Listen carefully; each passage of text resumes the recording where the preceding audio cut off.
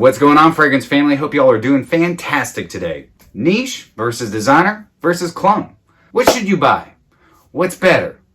Why are niche fragrances so much more expensive than designer fragrances? Well, in today's episode, I'm going to be answering some of these questions. So we got a lot to cover. Yeah, so stay tuned. Cue that intro.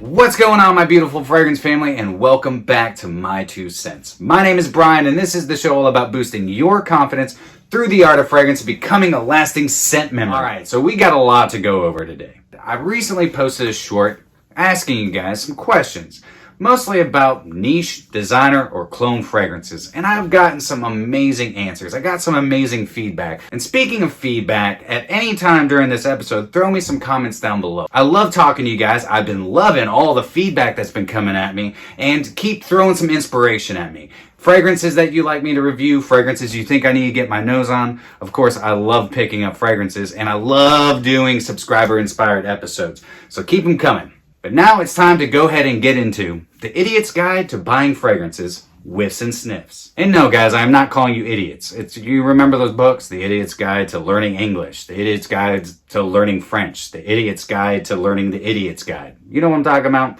Not calling you idiots. So there's so many different types of genres and so many thousands of fragrances out there. I know it can get kind of confusing. So many of us talk about designer fragrances. Well, what's a designer fragrance? So many of us talk about niche fragrances. Well, what the hell are niche fragrances? Then we talk about clones. Those are actually quite simple to understand what they are. They're clones. They're dupes. They're inspired bys. They're renditions. Whatever you want to call them. So what I'm going to do in this episode is I'm going to break down the difference between designer and niche fragrances. And then we're going to talk about clone fragrances. So what makes a designer fragrance a designer fragrance? Well, they're a fashion house. They don't just make fragrances. They also make clothing. Or, like Mont Blanc, they're known for making high-end luxury pens. But what is the difference between designer and niche fragrances? Well, let's break down what designer fragrances are set out to do. Designer fragrances start out with an ad campaign. Before they get into the fragrance, they're like, we need to sell a fragrance. We need to make it mass appealing. Because what is their end-all, be-all goal? It's to sell. It's to make as much money and profit as they can. Therefore, they bring in a perfumer, they give him an idea, and that perfumer runs with it and creates a very mass appealing fragrance, such as Acqua di Gio Profondo Lights. This is brand new to this year. A beautiful fragrance, an amazing mass appealing new flanker to the Acqua di Gio line. But let's go back to Acqua di Gio. Acqua di Gio was created in 1996 and is the #1 selling men's fragrance of all time. I mean, when this fragrance came out, it was so mass appealing, it went from hyper speed to ludicrous speed into plaid. It was crazy. Banana sandwich. This fragrance just took off. I owned it. I'm sure you probably owned a bottle, if not still own a bottle of it. It's an incredible fragrance. Highly mass appealing. Then you have houses like Zaharoff, Most Wanted, brand new to 2021. Extremely mass appealing fragrance. The reason I'm bringing these fragrances to your attention is because that is exactly what designer fragrances are set out to do, be mass appealing. And also, most of your designer fragrances are based around one concept. And it's the tried and true concept that sex sells. Just gonna be honest. Again, designer fragrances are based around an ad campaign. They set an idea. The perfumer comes in and works with that idea and creates a mass appealing, beautiful fragrance. But a lot of designer houses not only just have their regular fragrances, they also have their high-end collections, such as Tom Ford. You know, you have your signature collection, then you have your private collection. Dior has one, Yves Saint Laurent has one, a lot of your designer houses do, and those are more creative. They're not going to be just as mass appealing, but they're also going to be a lot more expensive. So they fall more into that niche realm. But what are niche fragrances? Niche fragrances are solely based upon their niche, which is fragrances. Though some of them do have beauty lines such as amouage. Amouage also, they have body washes, they have soaps, but their main focus is fragrances. Same thing with Zaharoff. Zaharoff, fragrances, but they also have shaving soaps and they have soaps. Some niche houses do candles. but they're not into the designer realm. They're not into fashion. They're not making clothing. They're not making fashionable products other than fragrances. But why are niche fragrances so much more expensive than designer fragrances? Well, so the first thing you need to take into account is niche houses are only doing fragrances. Designer houses have an entire line of clothing, purses, amongst other things that are bringing in income other than just fragrances. And niche houses are solely really based upon just the fragrances. Though they do have some other things to bring in some income, fragrances is their main objective. So therefore, they don't have as much backing from other products that they're selling that designers do. When perfumers come in to create a designer fragrance, they don't get as much creativity. It's all based around, yet again, an ad campaign, an idea. Though they do get to spread their wings a bit, they don't get to spread their wings as much as they do from a niche house. Because they have to make a fragrance that is mass appealing, that everybody can enjoy. When it comes to niche fragrances, they get to be more artistic, more creative. They get to put more of their imagination, their dreams, their journeys, their trips, their artistic creativity into the fragrance. They get to create their own story. Designer fragrances, the story is kind of already set for them. Now, it's not always like that, but a lot of the times it is. In the niche realm, they get to spread their wings fully and just do what they love. They don't have to appeal to everyone. You catch my whiff? Okay. But Brian, it doesn't cost that much to create fragrances. You're right, but perfumers also have to make a living. So they do put a lot of money into a perfumer. Now, I will say packaging on the niche side can sometimes be a lot more expensive than what you're getting from designers. Designers also sell a lot more products than niche houses. Not all the time, but a lot of the time. Why? They're mass appealing. Everybody's going to be wearing them. That's the point. Niche houses are niche. They don't just cater to everyone. Though there are some niche houses and niche fragrances that do. They do create those.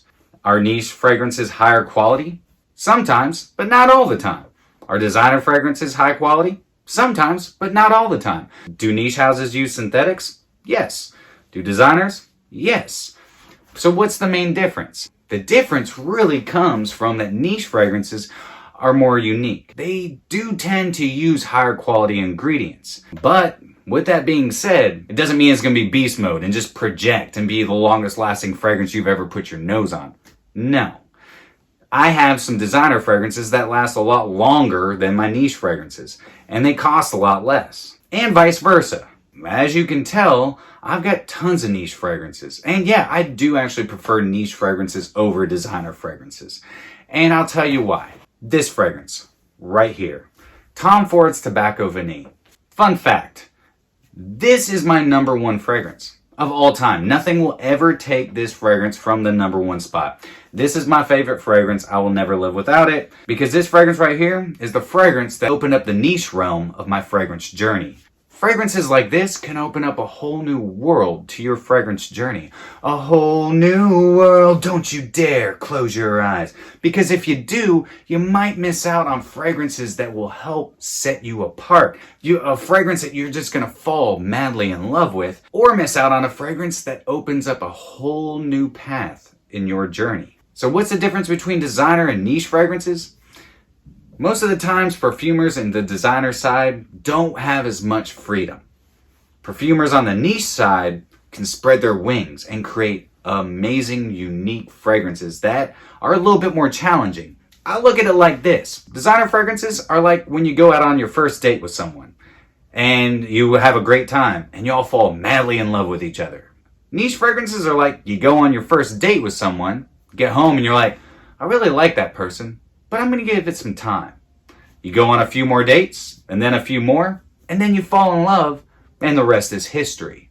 But now let's get into the most controversial genre of fragrances, clones. That's right, the Jango Fett's of the fragrance world. Before I start all this out, I want to say this. For all you purists out there, I 100% understand why clones are not going to be a part of your fragrance journey. I 100% get that, and I highly respect that. To be honest with you, it was a little hard for me to understand and figure out exactly what I was going to say here. But here goes nothing. So why are they called clone houses? Well, you either have a perfumer or a chemist that takes the original DNA of designer or niche fragrances, puts that fragrance DNA into a computer, and out pops a formula for that fragrance. Then what that perfumer or chemist does is recreates that fragrance.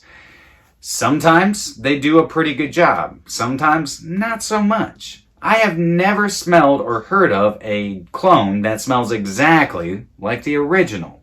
Do I agree with clone fragrances? So this is the hard part. Because for me, I consider myself a purist with fragrances. And that was the answer to my question. Do I agree with clones? I said I was a purist with fragrances.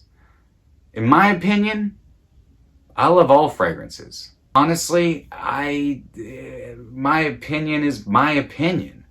And your opinion is yours. If you love clone fragrances, wear clone fragrances. There's so many people out there that can't afford $200-$300 fragrances, or even $100 fragrances. Again, here's the thing. I think that you should wear whatever makes you happy. I'm not here to start controversy. I'm not here to tell you what you should and what you shouldn't wear. Designer fragrances are fantastic. Niche fragrances are fantastic. I like clone fragrances too. Whether or not I think they're right, who am I to say whether or not you think they're right? I'm not. As long as you are happy, that's all that matters to me, and that's all that should matter to you. And if you were a purist and you don't like clone fragrances, don't wear them. It's simple as that. But don't hate on people who do, because that's their fragrance journey, not yours. Your fragrance journey is whatever you want to wear. So if you want to wear designer fragrances, wear designer fragrances. If you want to wear niche fragrances, wear niche fragrances. If you want to wear clone fragrances, wear clone fragrances. It doesn't matter. Because what matters is you. It's as simple as that. So to answer your question, what should you buy? Designer, niche, or clones? Well, you, my friend, are the answer to that question. My suggestion to you would always be this, though. Make sure that no matter what you get, it fits into your budget. Don't break the bank. Don't go broke. Don't spend $1,000 trying to get a Roja Parfums fragrance just because somebody tells you they're fantastic. If you can't afford it, don't do it. Start small. Cheapies is a great way to go. Go to rack stores. Go to discounters. Start picking up your Tommy Bahamas and your Kenneth Cole Mankind's. Start there and work your way up. And once you're ready to start getting into niche fragrances, get into niche fragrances. If you want to get into clone fragrances, go with some Alexandria fragrances. Go with Oak Cha. They're great fragrances. Do they smell exactly like the originals? No, but affordable. So it's a great way to start getting into those more expensive fragrances because you can save your money and get the original.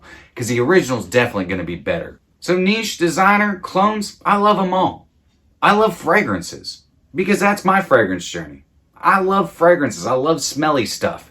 And I always have. I'm that weird guy who just smells things. People are like, don't smell that. And I smell it. I'm like, I wish I hadn't smelled it. But it's just who I am.